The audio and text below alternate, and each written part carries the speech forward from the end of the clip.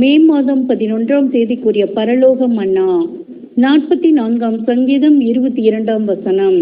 உமது நிமித்தம் எந்நேரமும் கொல்லப்படுகிறோம், அடிக்கப்படும் ஆடுகளைப் போல எண்ணப்படுகிறோம். வசனத்திற்குரிய விளக்கம். நாம் அனைவரும் ஒரே வித பலியை செலுத்த வேண்டியவர்களாய் இருக்கிறோம் என்பதை நினைவு கூற வேண்டும். இந்த பலியை நாம் நாளுக்கு நாள் தேவனுக்கு செலுத்த வேண்டியவர்களாய் இருக்கிறோம். இது சிறு சிறு பலிகளாக இருந்தாலும் நாளுக்கு நாள் நாம் சிறிது சிறிதாக செய்யும் இப்பலிகள் ஆதியிலே நாம் நம்மை உட்படுத்தின ஒரே பலியை நிறைவு செய்ய அவசியமானது என்பதை நாம் நினைவு கூற வேண்டும். நாம் நமது சித்தத்தை தேவ சித்தத்துக்கு ஒப்பு கொடுத்த போது நம்மை முற்றிலும் அவருக்கு ஒப்பு கொடுத்தோம்.